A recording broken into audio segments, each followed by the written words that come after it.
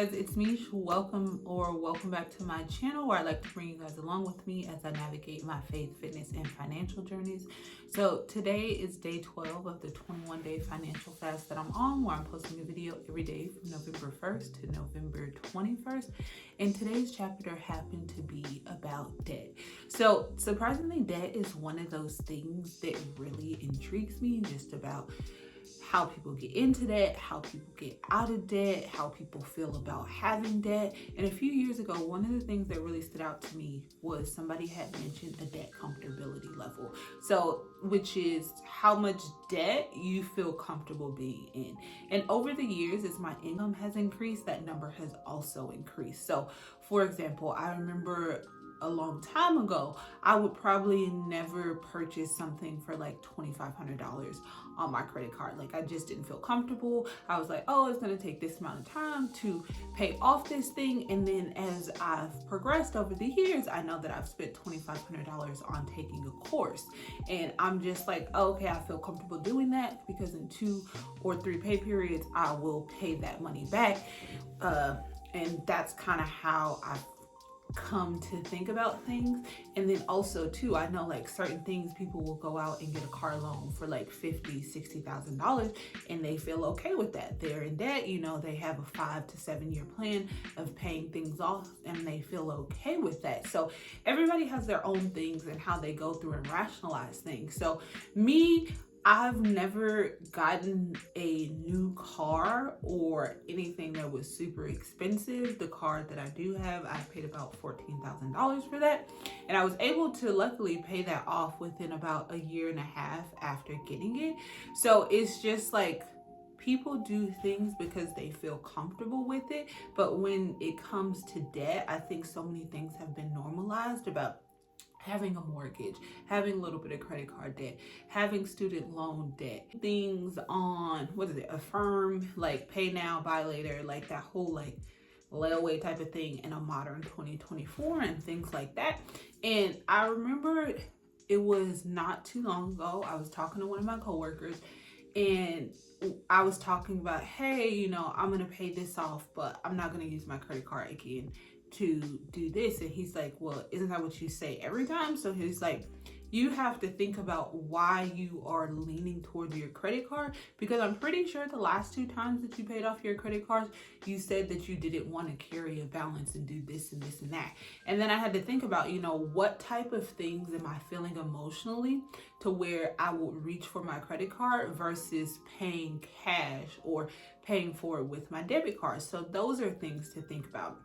And then also too, you know, when it comes to your debt payoff method, you have the debt avalanche method, and then you also have the debt snowball method. So the debt snowball is where you list all of your debts in order from smallest amount to largest amount, and then you go that route. Psychologically, it's supposed to help you build momentum.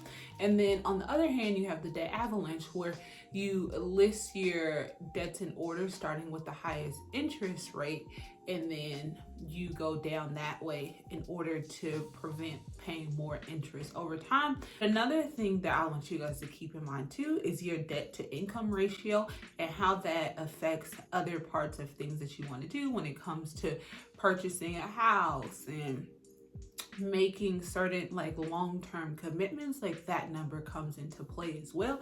But as I said, over the last few years, I have really become highly interested in paying off debt. And I think that this originated when I paid off my car. I was just like, okay, you know, this is actually like a little bit of a thrill to pay it off so much quicker than what was intended. But also too, I will stand by, if you're making the commitment to pay off debt, just make a payment. Try to make weekly or bi-weekly payments, regardless of how much they are. If it's $5, if it's $2,500, whatever, just get in the habit of constantly looking at your finances, seeing how much money you have to throw towards debt and actually making that payment. It makes a world of difference. Like some weeks you don't have much to contribute.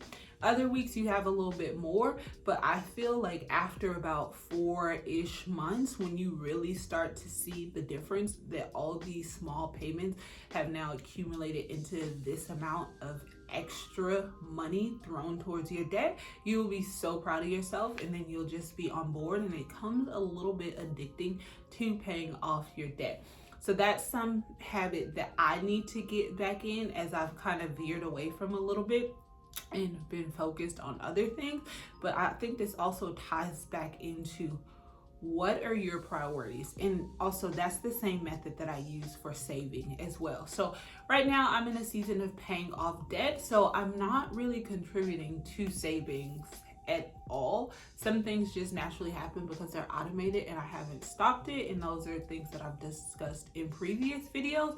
But we have to be committed to what season we're in. And for the longest time, I wanted to be in a season of paying off debt as well as saving. And it's just like those two do not really coexist, because what I found is that I would be paying this money towards debt and then things would come up. And while I was contributing to savings, I would then have to turn around in a few months and take a portion of the savings that I just had and then apply it over here. So I just decided to focus all of my efforts and my attentions on paying off my debt.